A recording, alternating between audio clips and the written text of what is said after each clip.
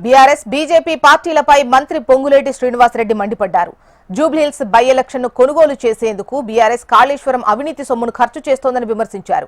BJP BRS ఒకే నాటకం ఆడుతూ ప్రజలను మభ్యపెడుతున్నాయని ఆరోపించారు. ప్రతిపక్ష పార్టీల మాయమాటలు నమ్మకుండా నవీన్ యాదవ్ ను గెలిపించాలని ప్రజలను కోరారు.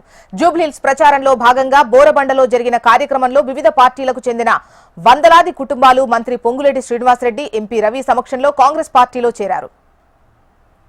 పెద్ద ఎత్తున వివిధ రాజకీయ పార్టీల నుంచి కాంగ్రెస్ పార్టీలో వందలాది కుటుంబాలు ఇప్పుడే ఇక్కడున్న ఇన్ఛార్జి ఎంపీ రవి గారు,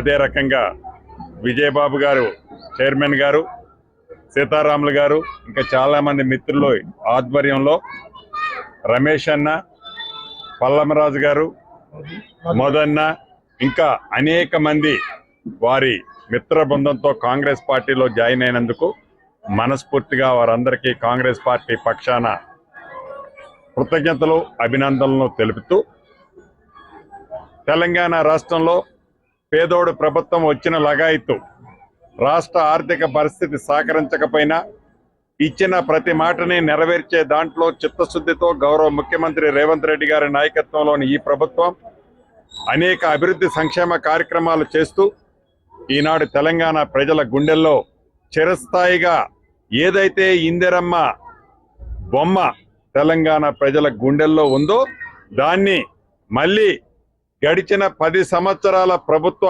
ధృతరాష్ట్ర పాలనని మరిపించి ఇందిరమ్మ పాలన ఈనాడు తెలంగాణ రాష్ట్రంలో సాగుతుంది.